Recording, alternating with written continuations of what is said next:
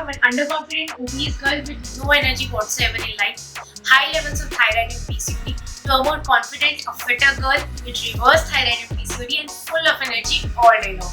पर ये सब हुआ कैसे? कोई मैजिक तो नहीं हुआ, राइट?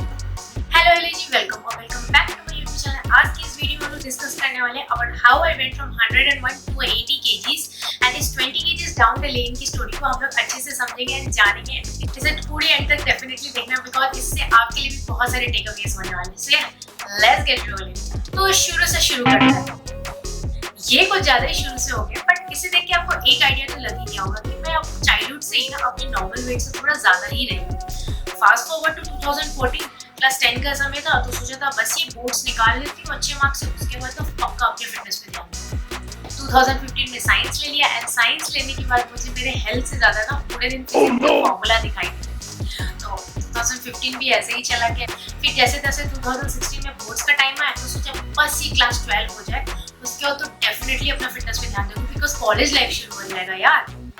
बोर्ड्स भी हो गया, अच्छे मार्क्स से पास भी हो गई, एक अच्छी इंजीनियरिंग कॉलेज में एडमिशन भी हो गया। Little did I know college life में new friends, hang out, college lecture and इस न्यू लाइफस्टाइल में मैं इतना ज़्यादा बिजी हो जाऊंगी कि कब मेरा पूरे दिन कॉलेज एंड फ्रेंड्स के साथ बीतेगा एंड रात में आके मैं नेटफ्लिक्स एंड चिल कर रही होंगी उन्हीं दोस्तों के साथ। एंड ऊपर से अगर आप पीजी या हॉस्टल में रहते हो तो उसके खाने के बारे में तो मुझे बिल्कुल भी बोलने की जरूरत नहीं है, वो कैसा होता है आप लोग सबको पता है। मेरा साथ भी सेम केस था कि ना चाहते हुए भी मुझे बाहर से खाना ऑर्डर करना ही पड़ता था बिकॉज ऑब्वियसली हॉस्टल में हमें स्टोव वगैरह की फैसिलिटी नहीं मिलती है। अगर हॉस्टल में कुछ बनता भी है तो मैक्स टू मैक्स मैगी ही बनता है। सेम मेरा भी वही लाइफस्टाइल था एंड ऐसे ही चलता रहा एंड मेरा वेट आए दिन बढ़ता ही गया, बट मैंने कभी इस पे ध्यान नहीं दिया। रात रात में दोस्तों के साथ नेटफ्लिक्स एंड चिल करती थी। 3-3 4-4 बजे तक ऑनलाइन का ऑर्डर हम लोग करते थे खाना का एंड मंगा के खाते थे। हम 3 दोस्त थे, तीनों लोग रात तक खाना ऑर्डर करते थे। अब आप सोचते हो कि 3 बजे खाना कौन डिलीवर करता है, कैसे मिलता था? पीजी में तो गेट बंद हो जाते हुए, तो हमने उसका भी जुगाड़ करके रखा था। फिर बीच में एक फेज आया था #बॉडी पॉजिटिविटी का, जिसमें बोला गया कि हाँ फैट स्लिम कुछ नहीं होता है, सब अच्छा होता है। तो मैंने भी सोचा यार ये तो बड़ी अच्छी चीज़ है, अब मुझे कोई भी बोलेगा या फैट शेम करेगा तो मैं उसे बोल दूंगी कि बॉडी पॉजिटिविटी नहीं होता है। एंड मैं बॉडी पॉजिटिविटी को एज ए अम्ब्रेला यूज करने लगी जब भी मुझे कोई चिढ़ाता था। 4 साल बीतते गया, फिर आया संपूर्ण भारत में लॉकडाउन का समय। तो फिर क्या, लॉकडाउन के समय जैसे सब लोगों ने अच्छे अच्छे रेसिपीज बना के खाए, मैं भी उनमें से ही एक थी। डलगोना कॉफी से लेकर के गुलाब जामुन तक सब कुछ बनाया, सब कुछ खाया। एंड इस प्रोसेस में कैसे कैसे मेरा वेट बढ़ते जा रहा था मुझे इसका अभी भी कोई आइडिया नहीं था, ना ही इसमें कोई स्टॉपेज था। उसी बीच में मेरा थायराइड एंड पीसीओडी भी डिटेक्ट हो गया था बिकॉज मेरा मेंसेस साइकिल बहुत ही ज्यादा पहुंच चढ़ा था। लिटरली मुझे 7 मंथ तक मेंसेस आए ही नहीं थे क्योंकि मैं रहती थी हॉस्टल में, तो ये बात मैं घर पे भी नहीं बताती थी। बट एक टाइम आया जब मुझे लगा कि यार कुछ तो गड़बड़ हो रहा है एंड तब डॉक्टर से कंसल्ट किया तो उन्होंने बस एक ही बात बोला ना, थायराइड एंड पीसीओडी सिर्फ इसी कारण से बिकॉज आप ओवरवेट। वो भी हुआ तो एक सडन बीच में भूत भी सवार हुआ था कि हाँ तो कुछ करना ही होगा एंड काफी ज्यादा फैट कम भी कर लिया था। बट वही है कि बिना डायरेक्शन के कर रही थी तो कितने ही दिन इसमें चलता। वो हुआ, वहां से भी कुछ ज्यादा सक्सेस मिला नहीं बिकॉज हम जैसे लोग ना बहुत बार ट्राई करते हैं फैट लॉस करने का। मतलब हमारी तो ये फैट लॉस और वेट लॉस जर्नी इतनी बार शुरू होती है उससे ज्यादा बार तो खत्म ही हो जाती है। सेम मेरे साथ भी केस था। उसके बाद फिर लॉकडाउन के समय एक फेज आया था जब था कि हाँ सबको को फिटनेस का भूत सवार हुआ था, तो मैंने भी उसमें पार्टिसिपेट किया। इस जोश में एक डंबल भी खरीद लिया था एंड थोड़े दिन वर्कआउट भी किया। बट वो कहते हैं ना कि बिना किसी डायरेक्शन के अगर हम कोई काम करें तो कितना ही आगे तक निकल पाएंगे। सेम चीज मेरे साथ भी हुआ। कुछ दिन वर्कआउट करा, वो भी खत्म हो गए। ऐसे करते करते लॉकडाउन का समय जैसे जैसे खत्म हो रहा था मेरी जॉब लग गई और मैं आ गई 9 to 5 के सिनेरियो। और फिर क्या, अब तो मेरे पास पैसे भी थे, जितनी मर्जी मैं जो मन ऑर्डर करके खा सकती थी, मुझे तो कोई रोकने वाला नहीं था। एक 9 to 5 के कियोस्क वाले लाइफस्टाइल के बाद में एक इंसान को बस एक ही चीज तो चाहिए होता है, एक अच्छा रिलेशन मिले। पैसे भी थे, लाइफ में टेंशन भी था 9 to 5 का, तो बस मैं भी डेली ऑफिस आया करती थी, कुछ अच्छा सा रिलेशन सा मील ऑर्डर करती थी एंड साथ ही मैं डेजर्ट बिना बिकॉज बिना डेजर्ट के मेरा खाना सही नहीं था। अंदर से मुझे फील तो हो रहा था कि मैं बहुत ज्यादा लेथार्जिक होती जा रही हूँ, कुछ करने का मूड सा नहीं कर रहा था। एक जगह बैठ जाती थी तो उठने का भी मन नहीं करता था। बट वो बोलते हैं ना कि जब तक कुछ धक्का नहीं लगता एक इंसान को तो वो उसके लिए कुछ करता नहीं है। सेम मेरे साथ भी केस था एंड भगवान ने मेरे लिए एक बहुत बड़ा धक्का सोच के रखा था। क्या था वो? इसी सब के बीच में ना एक दिन आया जहाँ I met with an accident. इसके बारे में मैंने यहाँ पे डिटेल में बताया है, आप चाहो तो चेकआउट कर सकते हो। अभी इस पे ज़्यादा डीप डाइविंग नहीं करूँगी, बट लॉन्ग स्टोरी शॉर्ट, उस एक्सीडेंट के बाद मेरी पूरी लाइफ बदल चुकी है। क्योंकि एक्सीडेंट में मेरा लेग काफ़ी हेवीली इंजर्ड हो चुका था, तो एक तो मैं पूरे टाइम बेड रिडन थी, उसके ऊपर से बस बेड पे बैठो खाना खाओ, इससे और मेरा वेट बढ़ते जा रहा था। एंड इसी प्रोसेस के बीच में मैं डॉक्टर के पास जाया करती थी चेकअप के लिए। तो डॉक्टर के लिए मेरे लेग के कंसर्न से ज़्यादा बड़ा कंसर्न तो ये था कि मैं कितनी ज़्यादा ओवरवेट हूँ। अब आप सोच रहे हो कि कितना ही ओवरवेट होगी यार ओके लाइफ, मुझे भी इसका पता नहीं था, बिकॉज मैं वो इंसान रही हूँ ना जो स्कूल टाइम में भी जब वो हाइट एंड वेट वाला वो एक डे होता है, उस दिन मैं चाहती थी या तो एब्सेंट कर लूँ या साइड में जाके ये सब मेरा हो जाए, मतलब किसी के सामने ये बिल्कुल भी ना हो। तो मैं वो इंसान, इसलिए मैं कभी वेइंग स्केल पे चढ़ना पसंद ही नहीं करती हूँ। मैं वो बंदी थी। आप लोग सोच रहे होंगे कि यार ये बंदी तो शेड एंडी चैलेंज में डेली अपना वेट दिखाती है वीकली, बट उसके पीछे भी ना ये कर पाने के पीछे इतना लेवल ऑफ मेरे में हिम्मत आया है, ये बहुत कंसिस्टेंसी डेडिकेशन के बाद ही मेरे में अब इतना कॉन्फिडेंस है कि मैं ये आप लोगों को ओपनली अपना वेट दिखा पाती हूँ, वरना मुझे इससे बहुत ज़्यादा शर्म आती थी। तो डॉक्टर ने बोला वेइंग स्केल पे चढ़ो, मेरी तो पूरी हालत खराब थी, किसी तरह भगवान का नाम लेके मैं चढ़ गई। एंड ओ माय गॉड, मुझे बोलने में भी शर्म आ रहा है, but it was 103 kgs, fricking 103 kgs। मेरा तो मतलब दुनिया पलट चुका था and I was completely shattered. Like मैं बचपन से जिस चीज से भागती आई एंड भाग भाग के इतना भाग गई कि मैं पूरा एक सेंचुरी के नंबर को पार कर चुकी हूँ। आप सोच रहे हो वो मोमेंट एक इंसान के लिए कितना ज्यादा शॉकिंग रहा होगा कि एक तो उस बंदी का इंजरी हो रखा है, उसके ऊपर से वो ये इतना ज्यादा बड़ा नंबर देख के एक अलग ही ट्रॉमेटाइज जोन में चली गई थी। फिर नेक्स्ट मॉर्निंग भी मैं डॉक्टर के पास गई थी, तो वहाँ पे एम्प्टी स्टमक गॉड फॉरबिड मेरा 101 आया था। तो तब से मैं उसे 101 ही पकड़ के चलती हूँ, बिकॉज एम्प्टी स्टमक वाला ही वेट तो रियल माना जाता है ना। तो 101 से मेरी फिटनेस जर्नी शुरू होती। मैंने सोच लिया था कि थोड़ा बहुत मेरा लेग रिकवर हो जाए, उसके बाद मैं डेफिनेटली इस बार तो कुछ ना कुछ स्टेप्स लूंगी, बिकॉज यार क्लास 10 बहाना देके निकल गया, 12 बहाना देके निकल गया, पूरी कॉलेज लाइफ बहाना में निकल गई मेरी, एंड हुआ कुछ भी नहीं।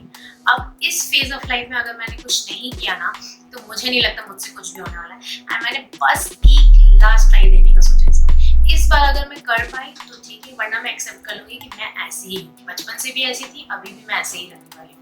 एंड इसी के साथ मैंने सोचा कि अब मैं खुद को ट्रांसफॉर्म करूँगी, यहाँ से एक्चुअल जर्नी शुरू होती है। अब सोच तो लिया, बट कुछ तो करना पड़ेगा ना। इसी सोच के साथ मैं एक कस्टमाइज पर्सनलाइज डाइट प्लान बनवाती हूँ अपने लिए। बट मुझे क्या पता था कि मैं इस बार भी एक गलत डायरेक्शन में ही जाने वाली हूँ। आप लोग सोचोगे गलत डायरेक्शन कैसे, बताती हूँ। हुआ क्या कि एक बहुत ही फेमस यूट्यूबर है, उनके हैशटैग डाइटिशियन टीम से अपने लिए एक डाइट प्लान बनवाया। बट इसमें गलत क्या हुआ रोके लाइफ, उनके एंड उनके सो कॉल्ड टीम ने मुझे एक 1200 कैलोरी का डाइट प्लान बना दिया। यस, द मैजिकल 1200 कैलोरी का डाइट। एंड आप सोचोगे इसमें प्रॉब्लम क्या है, तो when I was a 101 kilo girl, उन्होंने मुझे दिया एक 1200 कैलोरी का diet plan and week after week वो उसे रिड्यूस करते चले गए। 1150 से 1100 एंड देन सीधे 10,000 कैलोरी पे। Oh my God, I was बेयरली surviving.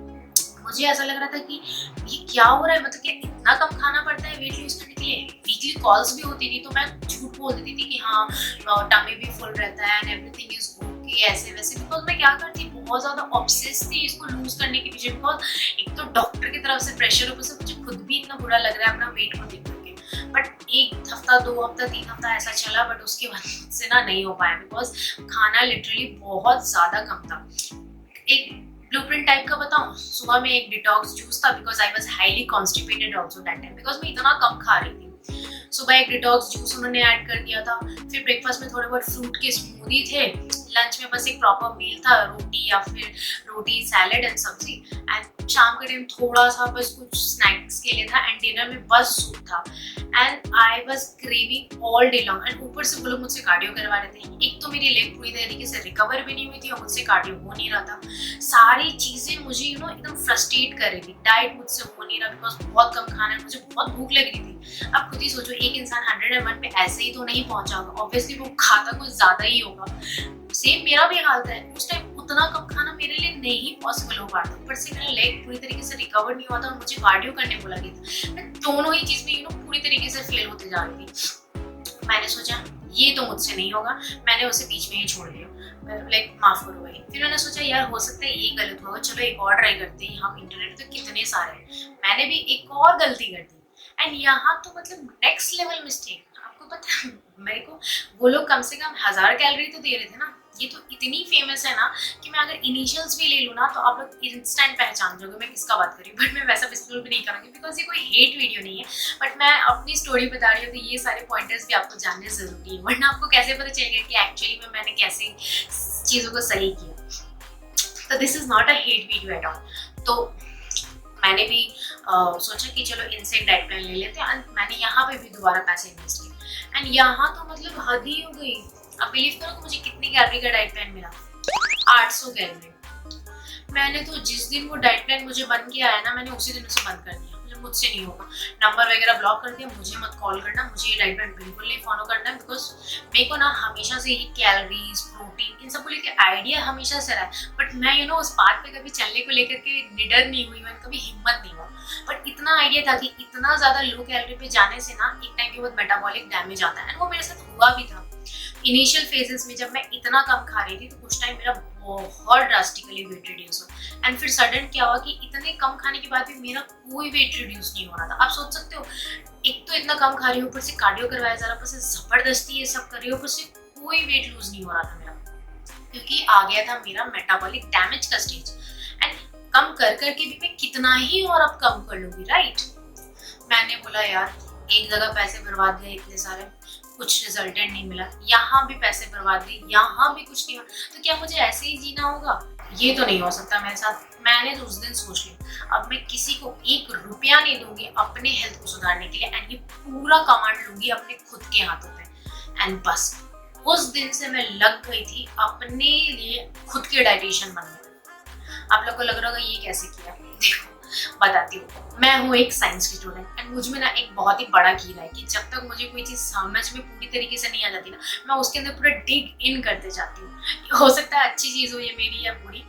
तो इसी के साथ मैं लग गई पूरे डेडिकेशन के साथ ये साइंस बेस्ड न्यूट्रिशन को समझने में। बहुत सारा पढ़ाई किया, इस पर रिसर्च किया, जाना, वीडियोस देखे, सब कुछ किया, अच्छे से डिटेल वे में जाना कि ये बीएमआर क्या है, कैलोरीज क्या है, कैलोरी इन वर्सेस कैलोरी आउट का क्या फंडा है, प्रोटीन क्यों नेसेसरी है, कितना ज्यादा नेसेसरी है, क्यों हमें एक extra extreme low calorie diet plan पे तो जाना ही नहीं चाहिए, बिकॉज एक टाइम के बाद आप कितना ही कम कर लोगे कैलोरीज को। इन सारी चीज़ों को बहुत अच्छे से स्टडी किया। उसके बाद सोचा कि अब मैं खुद से खुद का डाइट प्लान बनाऊंगी, जो भी मेरे घर पे बनता है खाना उसको ही मैं ट्राई करूंगी अपने मैक्रोज में फिट करने का। मेक श्योर करूंगी कि मेरे हर मील में एक प्रोटीन का सोर्स रहे and bye protein I mean high quality protein. साथ ही में सैलेड, जो बेसिक घर का खाना होता है उसको मैंने ऐड ऑन करना शुरू किया एंड मैंने इवेंचुअली देखा ना कि मैं जब ये सही तरीके से खा रही हूँ एंड मैंने 500 कैलोरीज का डेफिसिट क्रिएट किया था अपने नॉर्मल टीडीई से। बीएमआर से कम तो हमें कभी जाना ही नहीं चाहिए। मैं जब 101 की थी मेरा बीएमआर 1700 निकल के आ रहा था एंड आप सोचो कि मैं 10,000 कैलोरी का डाइट प्लान मुझे दिया जा रहा था। ऑब्वियसली मेटाबॉलिक डैमेज होता। यहाँ पे मैंने अपने कैलोरीज भी बढ़ा दिया था, ऊपर से मैं एक हाई प्रोटीन डाइट भी ले रही थी। मैंने खुद देखा ना कि मुझे भूख भी फ्रिक्वेंटली नहीं लग रही है, मुझे चिड़चिड़ी भी नहीं हो रही है और मैं नॉर्मल रह रही हूँ। एंड वीक आफ्टर वीक मैंने देखा ना कि मेरा स्लोली ग्रेजुअली 1 किलो करके वेट ड्रॉप होते जा रहा था एंड साथ ही में मेरे में एनर्जी लेवल्स भी बढ़ते जा रहा था। तो इस तरीके से मेरा डाइट वाला पार्ट तो फिक्स होते चला गया। बट आप लोग सोच रहे होंगे आरोग्य लाइफ ये तो हुआ डाइट का पार्ट, बट तुम्हें स्ट्रेंथ ट्रेनिंग को लेके कीड़ा कहाँ से आया है ना?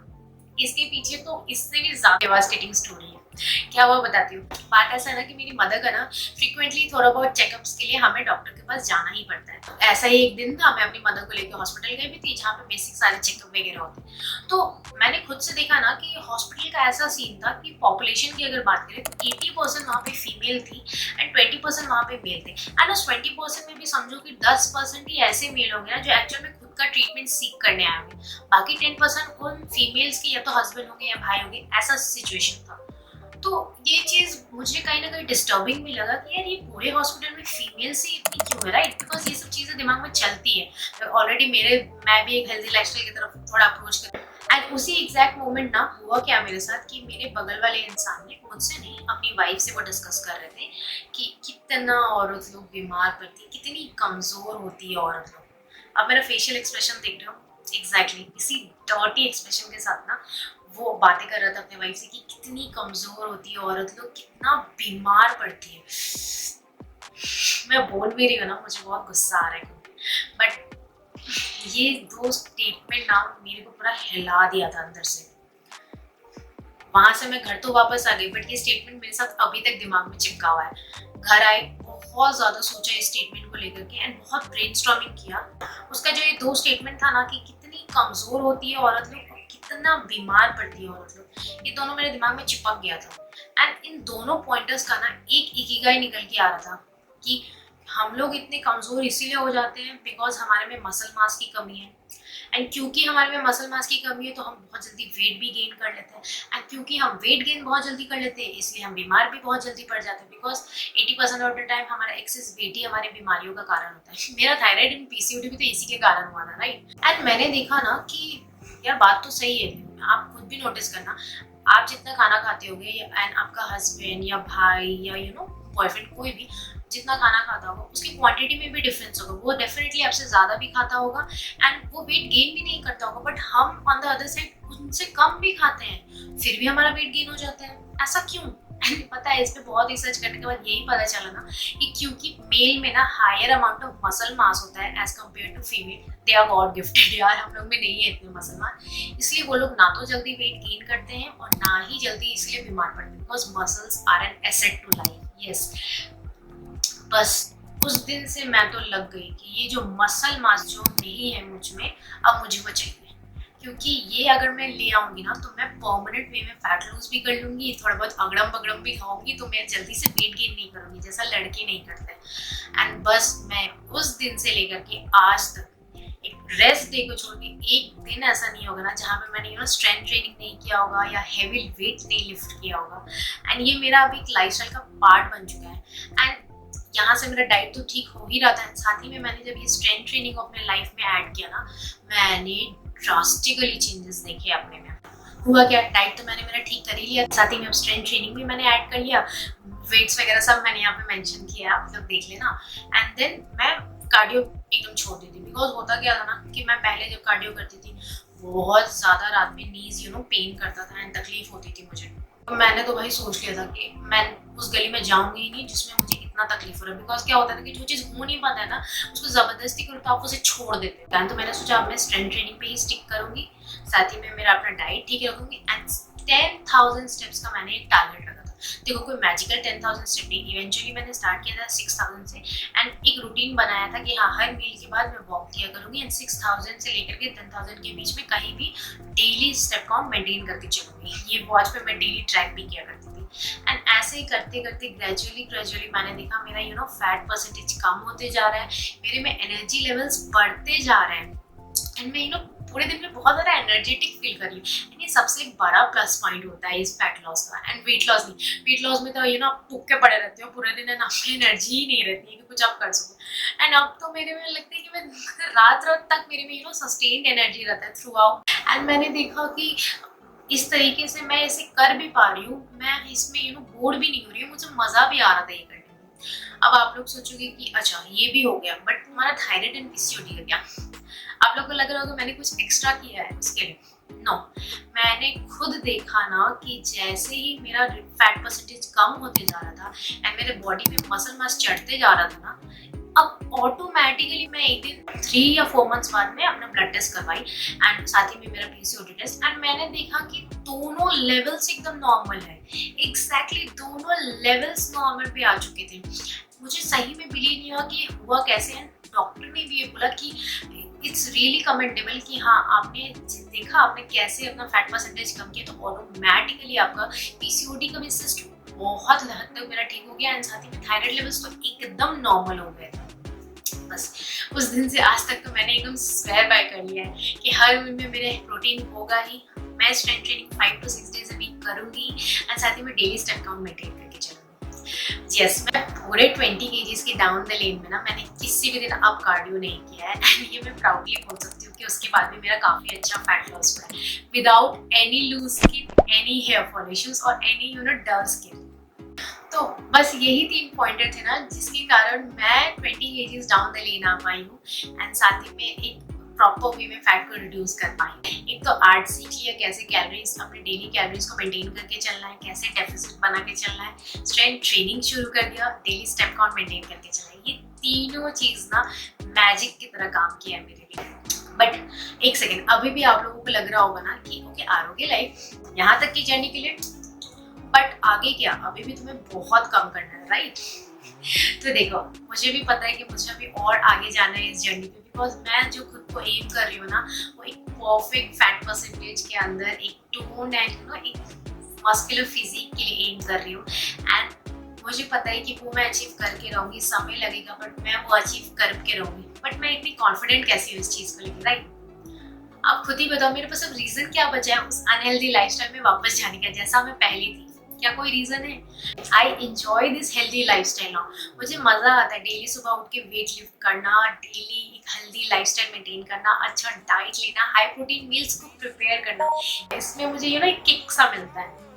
पहले जहाँ मुझे इंडल्ज करने का मन करता था एक गुलाब जामुन या एक चौकोलावा में, अब मुझे वहीं पे मन करता है कि मैं मेरा फेवरेट डेजर्ट की तरह अपना प्रोटीन ओटमील खाती हूँ। तो मेरे पास तो कोई रीजन ही नहीं है ना उस अनहेल्दी लाइफस्टाइल में वापस जाने का, जब ये लाइफस्टाइल में मुझे इतना मजा आ रहा है, साथ में मुझे चेंजेस भी दिख रहे हैं मेरे में। तो बस यही है मेरा इतना कॉन्फिडेंस का रीजन कि I know I will be able to achieve that. And ऐसा तो है नहीं कि मैं एकदम 100% क्लीन ईटिंग करती हूँ। क्रेविंग्स ऑब्वियसली कुछ चीज़ें जैसी हैं वैसे ही खाने में मज़ा आती है एंड वो मुझे होती भी है। तो अगर नॉर्मल डेज में कभी क्रेविंग होती है तो उसका हेल्थियर ऑल्टरनेटिव बना के खा लेती हूँ, उसमें भी बहुत मज़ा आता है। एंड अगर कुछ एक पर्टिकुलर चीज़ की क्रेविंग है तो उसे कभी 1 मंथ 2 मंथ में उसे एक बार इंडल्ज कर ही लेती हूँ। एंड ट्रस्ट मी, इसको खाने के बाद मैं बिल्कुल गिल्ट नहीं करती, बिकॉज पता है क्या, हम लोग ये चीट मील लेते हैं ना, इससे हमारा वेट बढ़े ना बढ़े बट वो गिल्ट से ना हम लोग 2-3 किलोज और एडअप कर लेते हैं। तो ये गिल्ट से वेट मत बढ़ाना बिल्कुल भी आप। तो ये थी मेरी पूरी ट्रांसफॉर्मेशन की स्टोरी। बट ये तो मेरी ट्रांसफॉर्मेशन की स्टोरी, ये तो मुझे बहुत अच्छे से पता है, बट इससे आप लोग के लिए क्या टेक अवे है वो भी जानना बहुत ज़रूरी है। तो देखो, स्टार्टिंग में इतना ही नेसेसरी है ना कि आप पहले वो एक पहला स्टेप लेने के लिए रेडी हो जाओ, फिजिकली नहीं मेंटली, बिकॉज यहाँ से खुद को प्रिपेयर करना ना ज़्यादा चैलेंजिंग हो जाता है। यहाँ से तो लोग पूरे जोश में होते हैं बट ये सबसे बड़ा मेन चीज़ होता है। पहला स्टेप जब आपने लेने के बारे में सोच लिया ना, तो आप ये भी सोच के देख लेना कि आपको इस जर्नी में लंबे समय तक चलना है एंड शॉर्ट टर्म गोल लेके मत चलना, because short term goals are never long lasting. And एक टाइम के बाद ना आपके लिए डाइट भी इजी होगा, आपके लिए वर्कआउट करना भी इजी होगा। डिफिकल्ट पता है क्या होगा? कंसिस्टेंसी। कंसिस्टेंसी के साथ इस पूरे जर्नी में बने रहना ही एक एक्चुअल चैलेंज होता है। एंड जिस दिन आप इस चीज़ को कॉन्कर कर लोगे, कंसिस्टेंसी पे अपना कंट्रोल पा लोगे ना, आप अपने आप को रिवर के उस साइड पाओगे जहाँ पे आप बहुत ज़्यादा फिट दिखोगे, स्ट्रॉन्ग रहोगे, फुल ऑफ एनर्जी एंड आप अपने डिजायर्ड फैट परसेंटेज में भी दिखाई दोगे। तो यही थी मेरी takeaways. Start taking the first step, because if you will not take that first step now, no one else is going to take that for you. Start your first step, be in that journey, be consistent, enjoy this journey and you will conquer your dream physique. Video पसंद आई तो like, share, comment and subscribe and I'll see you guys in the next one. Till then, take care. Bye.